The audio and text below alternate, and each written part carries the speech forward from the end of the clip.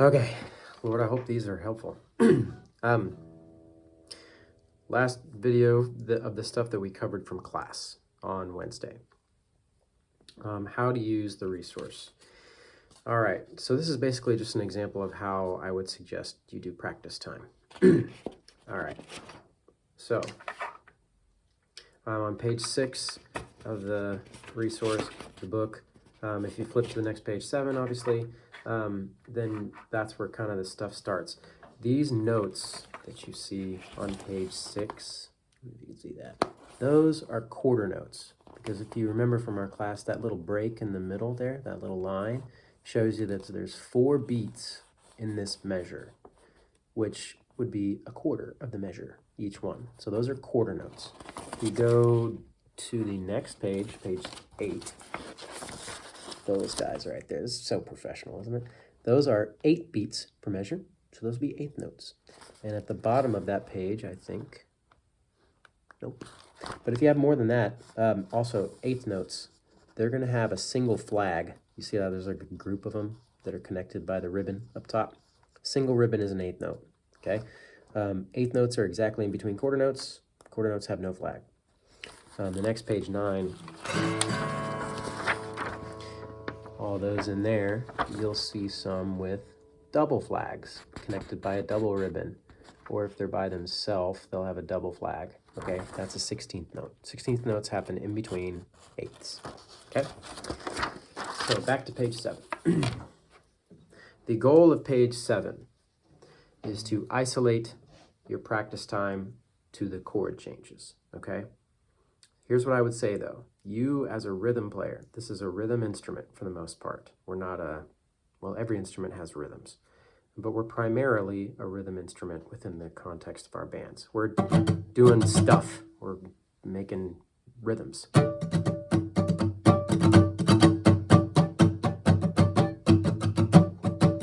And we're making a feel with that, okay?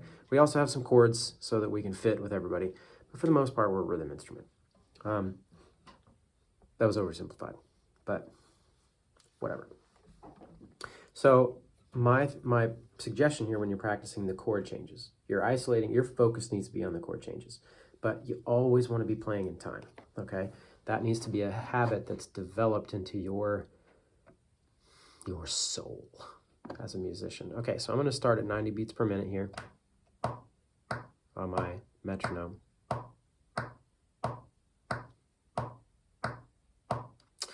I think what I'm actually going to do,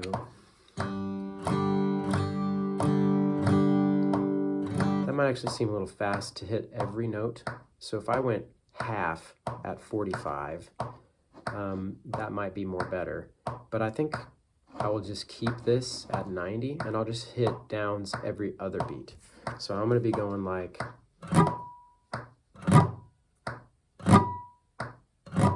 okay. All right. So the goal here, I'll pause that for a second. I'm going to take pattern 1. It's just G and C. Probably too easy at this point, but my goal here is to keep time. Okay? On the exercise, it has 4 beats of G, 4 beats of C. If you can do that, great. But the real point of these exercises is to practice going from G to C. And the real point is do that. That's where the focus is intended to be. That's our practice time right now. We're isolating chord changes. But do it in time, okay?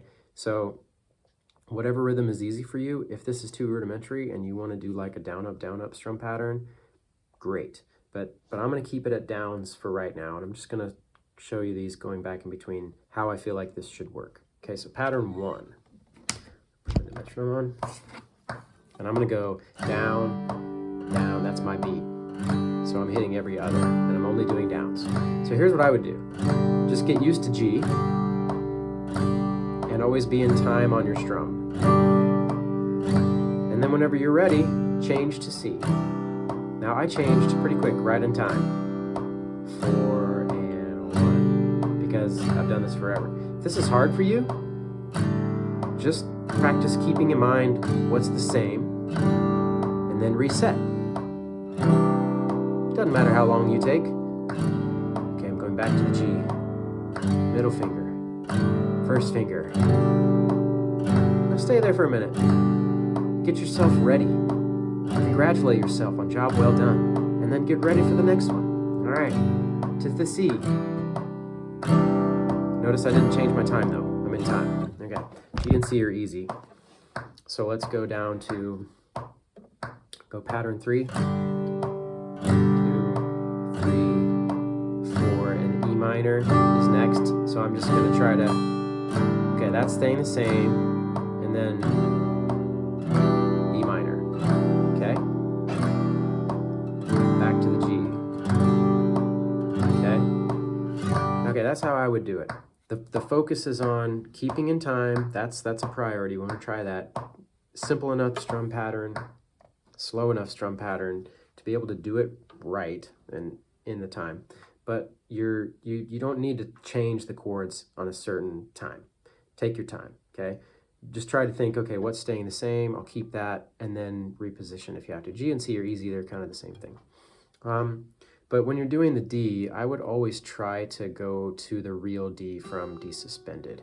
So like, for example, I'm going to go to pattern 6. Is that what I want to do? Yeah, pattern 6. So I've got D. You can do that however you want, but I would always try to go to that, I didn't follow my own advice. I would always try to go to that D suspended, or from D suspended to the real D, if you can. Okay, so I'm on D, and I'm gonna go to E minor, which requires me to put pinky down, and then hit that stack. That's cool. Doesn't matter how long I take. You could do the 4, or you could keep it up. But now I'm gonna switch to the D, which requires me to put the first finger down, and eventually I need to lift up that pinky.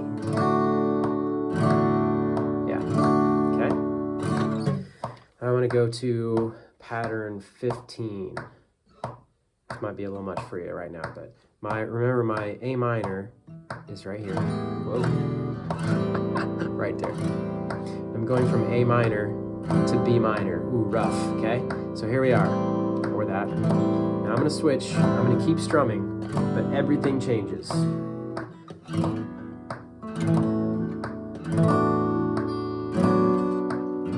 There we are. Okay. And then I'm going to go back to the A minor. Take as long as you need, but just keep strumming. Okay? And as you get better at it, try to start going. Okay, 1, 2, 3, 4. I'm going to move now. 1, 2. Okay, now I'm there. I'm going to do 4. 1, 2, 3, 4. Okay. So the point is, keep strumming in the right time, whatever is easy for you to accomplish, but to be in time, okay? And then just practice the chord changes. Take as long as you need to change them. Think about what's staying the same, keep that the same, and then move your stuff, okay? Another way to practice your chord changes, once you get kind of familiar, once you get somewhat quick at being able to change between them, B minor is always going to be an issue. I shouldn't say always. At first, it's going to be an issue. Once you start doing that, take these 1 through 15, and you don't have to do 4s, but I would do groups of 4. So like 4, 8, 16, whatever. 8 seems reasonable. But stick strictly to your 8 or your 4 and change within that time, and then move on, okay? So here's an example. I'll take an easy one so that you could count it perhaps. So I'm going to do 8 counts of each. Ah, poop. Okay, 1, 2, 3, 4. This is pattern 1, 4, 5, 6. Now I have to change after 8. 8, and a 1, 2, 3, 4, 5, 6, 7. Now I have to change at 8. 1, 2, 3, 4. Not too bad for that pattern. 5, 6. Probably should have chosen a better one. 8, and you have to move. 1, 2, 3. Okay, so you're keeping in time. All right, let's go down to a harder one, like let's say D to A minor. That's a fun one.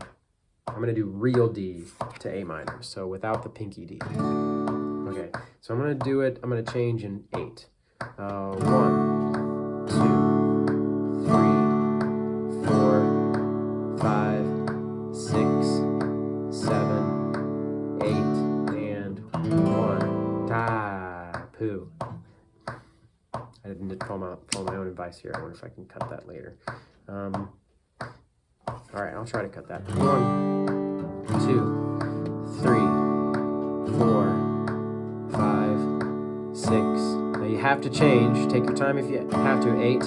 1, 2, 3, 4. There, I got there. 5, 6. Now we have to change at 8. 8 and D, but take as long as you need to. 2, 3, 4, 5, 6, 7, 8, and then, okay. I hope you get the idea. The point is, you're adding a piece. You've isolated moving the fingers, moving the changes at any point in time, as long as you're just keeping time there. The second piece is to do it in fixed intervals so that you have to change at a time, because that's really what's going to happen in a music setting.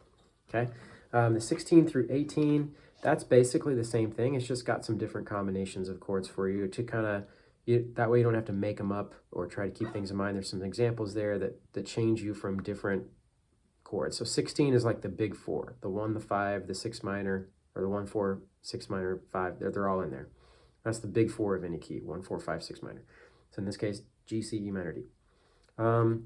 The 17 pattern adds in there the next most common, which would be your 2, the 2 minor, the A minor in this key. And then 18 tries to get every single normal chord in the pattern. So it's just different ways to look at that. Okay, so next would be 19 through 36 on page 8. It's basically the same thing. It's the same chord patterns, okay? But you're just doing down ups as well. It's not just downs. So the thing about these are 8th notes. And again, you don't have to go any particular speed. Whatever you can manage. Let's say you're good enough to kind of be at 90 at down ups. Okay? Well, we were going downs, so that would make sense. Down, up, down, up, down, up. Okay, so if you can do that, and do that well enough to where you don't have to think about it, then do that. But if you can't, then page 7 is your jam, okay? Or just slow it down even farther. But never do 2 in a row. Never do 2 downs in a row. Always do down, up, in between, okay? But I'm gonna go here for now. It's basically the same thing. So pattern 1, or pattern 19, is the same as pattern 1, 2, 3, 4, 1, 2, 3, 4. Okay. You don't have to be 4s. It could be 8s, 16s, whatever you need to. But just kind of practice the chord changes. So like, well, that's a miss. Oh, there it is, 26. 1 and 2 and 3. Oh, I'm going too slow. 2 and...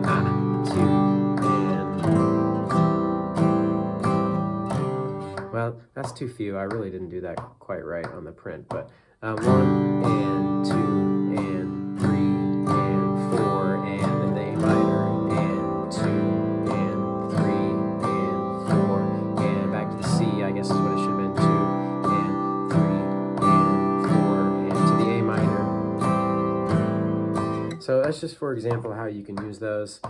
The point is not necessarily that you have to do 19 through 36 when you practice lesson 1. The point is do whatever strum pattern is doable for you at a tempo that's doable for you. The point is to keep the strum pattern so that you're in the habit of being in time. But the real focus is the chord changes, okay? All right, the next page of that is page 9, and that would be just some repeat numbers. From the previous page. That's from the chord progressions that are changed, but we're just adding some different rhythms here. So again, like if you're good enough to be able to do some extra different rhythms with those chord changes, I would, if you're feeling comfortable with the chord changes and you can do them pretty quick, start adding some different rhythm patterns in there. So like here's an example we didn't really do accents much on Wednesday, but like 34 would be the following. If I did it exactly as on the page. So we have G first, down, up, accent, down.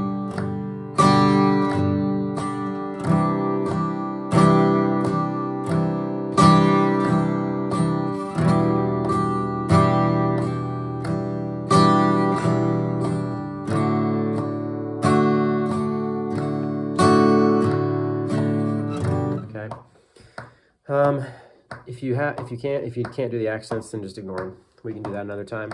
34 would be like so, 1 and 2, 1 and 2, and ready and go. And it's down, down, down, in between.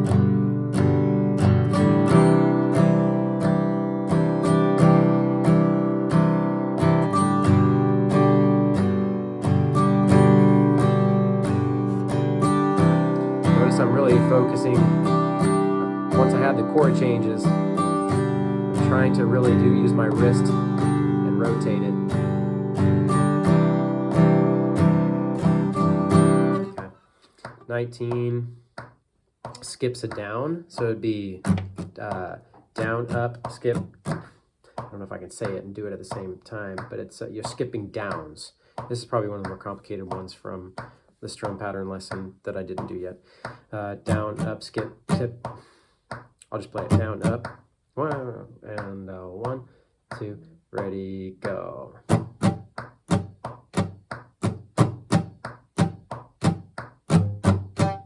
That's example 3 on page 9. So notice, I am still going down, up, down, up. It's just a matter of whether I hit it or not, okay? So that's kind of how to do that. 19 would be,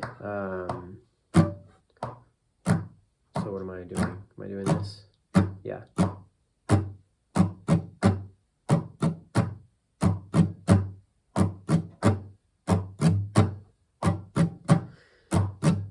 Okay. Yeah, just a continuation of that for 34, just more chords to change. So the point of these lessons really, it's not necessarily to practice your strum patterns, it's to practice the chord changes. Do a strum pattern that engages you, that you can do perfectly, and still accomplish the chord changes. But at bare minimum, you're doing something in time with the metronome, but you're changing as well. Okay. Hopefully that's helpful on how to use the book. And actually, all the lessons for the chord changes. So like I don't know what it says in the table of contents, but lessons 2 through 7, they're all structured that way. All the rhythms are the same, all the numbers are the same. It's just the chord changes are different. So once you've kind of learned how to work with the one lesson, it's really all a repeat for the others. These lessons I made them so that I could just pick one for if I'm working with somebody or myself. I could just pick one, print it, and that's what they could use. But you're just getting them all, so some of it's a little bit repeat sauce. But all right.